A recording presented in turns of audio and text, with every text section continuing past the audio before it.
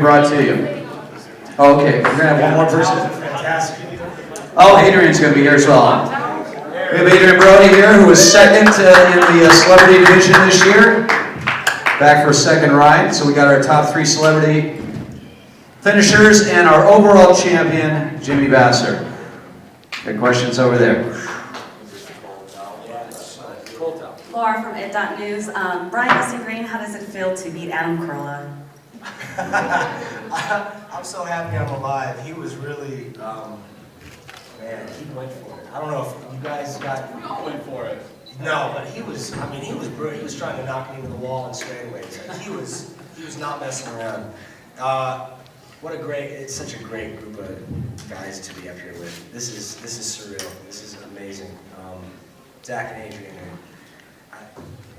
we all pushed each other. We absolutely did. And you could tell by the times when we were practicing and qualifying, it was, you know, we ran hard and we pushed each other, and it was a good group. I hope that this group is here next year. I'd love to do it again. We won't be. You will. Yeah, that's the bonus for Brian. He gets to go back with the red cars. Yeah. Questions? Brian, how does it compare to 14 years ago when you first ran the race?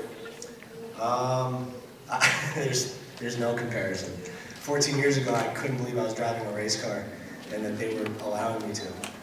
So I didn't really pay attention to the details of driving and what it is that makes you fast.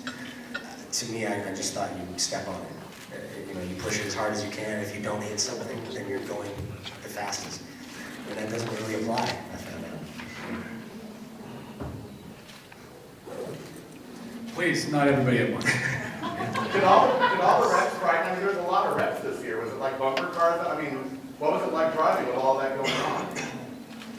We didn't see Most any of it the was red yellow cars. flag, yeah. Yeah. I mean, we kept coming around corners and there'd be another car there, not moving. So I think Jamie was the first car we saw. Yeah, Jamie, as a matter of fact, actually watched the majority of the race in the compound because he just jumped out of his car, and the next thing I turned around, there's Jamie standing with us watching the rest of the race. So that was a little bizarre. But yeah, Tony, Chris, gosh man, I guess Chris really hit something hard because there were people putting a fire out of his engine. Like running? No, that was Chris's car. Yeah, Chris is the one who actually. Oh, he hit Jesse. Oh, right. How is Jesse doing? He's doing okay. Okay, good. That's good. Yeah, he's leaving on a G5 right now.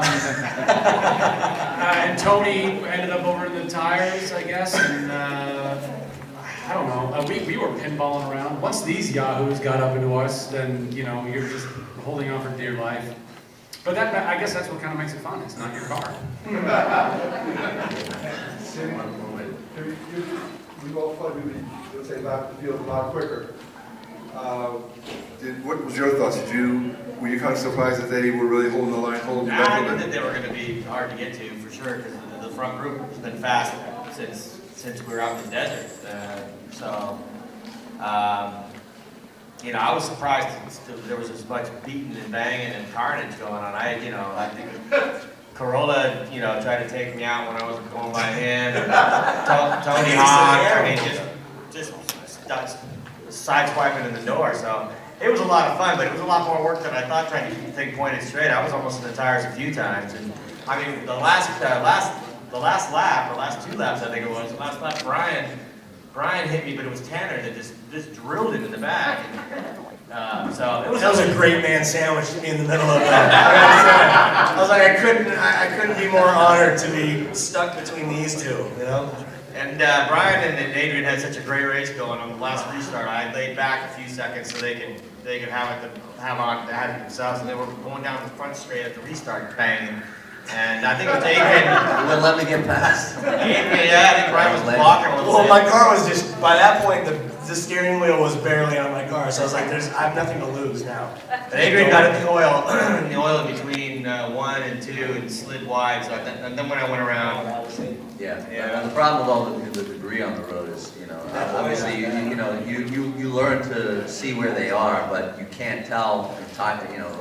Oil spread onto the course looks exactly like the rubber from all the racing. So right out of turn 1, as I was going, after I made that turn, I hit like a major patch of oil, and I saved myself from going head on into the wall, right around the flower pot. And that blew my race a bit, but I stayed ahead, and then we just got close, and then it became a course. The last lap I was on Adrian's butt, and I saw you drive over the fountain. I actually saw that happen. Yeah, I was wondering if it was possible. I was scrubbing the oil Yeah. off my tires. I was wondering if it was possible, With the and all of a brush. sudden I saw like a dandelion floating there. I'm like, oh my god, that is possible. Because I hit the wall the last time. Real I'm gonna across the shave way. this time. I have a question for Jimmy with your racing experience. I mean, the last 2 laps, as Adrian's talking about, there are cars all over the place. There's oil all over the place. There's debris all over the place. Is that normal to still be racing under those conditions? No, it's not. It's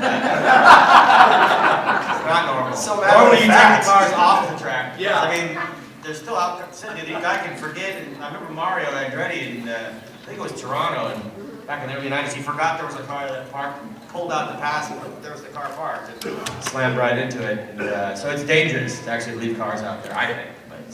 But, Oh, you're only it was celebrity. more like an obstacle course. It was a graveyard of cars. It was. I think when I went around you, I went around the outside of that bumper that was on the back side. Yeah. It was pretty fun. Hey Jimmy, how much pressure was Tanner giving you there then? Well, yeah, he was giving me some pressure. He was trying to knock me out, really. With me. I know this. Trying to He's knock doing me a little TV show on Speed with Paul Tracy, who we're going to announce here shortly after this.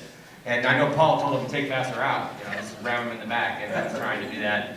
And I would get a little distance when we had clear air, and then when we started coming through traffic again, he would be right back on me. We had a great time, and but he needs to hit me a little harder next time to spin me out.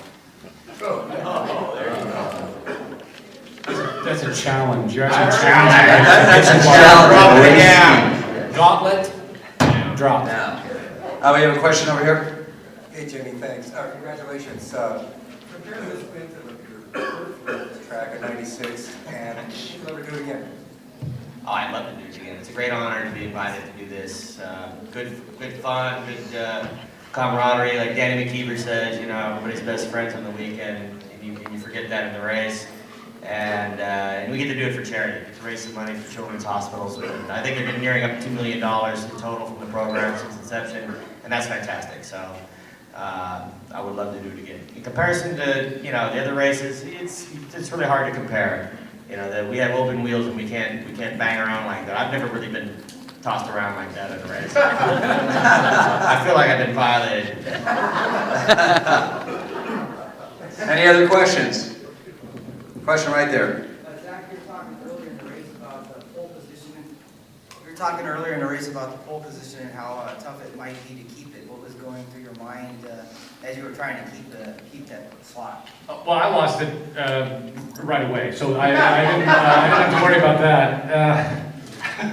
It's funny. I don't know, man. I mean, I felt good. I said a little prayer beforehand. I just wanted to have fun. I wanted everybody to be safe, and I knew it was going to be incredibly challenging from the beginning. I mean, me and Adrian and Brian and Adam and we've all been right on each other, from practice to the days here at Long Beach. So I knew that sitting on the pole wasn't necessarily going to be a great thing for me, anyway.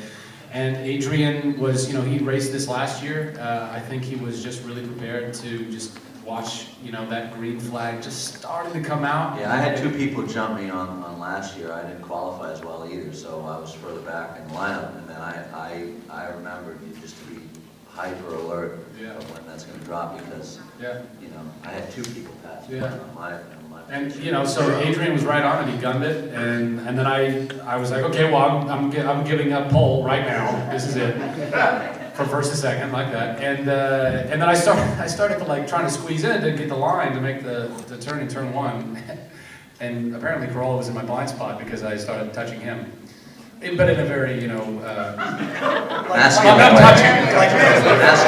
Anyway, yes. And then Adrian and I were. And then Adrian and I were, 1 and 2. We were good all the way through the first lap there, and then in the straightaway, I misshift in 4th. I just ate 4th, and then Brian, Adam. So in 1 lap, 1st to 4th, awesome.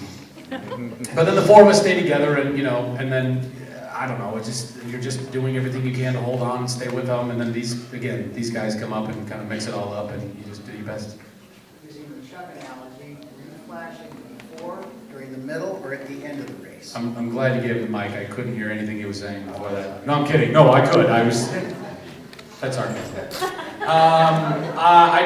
Using the Chuck analogy, I didn't flash at all. I didn't. No, clearly, I didn't win. I think Chuck would have won had he flashed this guy. He would have had like Jimmy Vassar icons coming into. You know what I mean?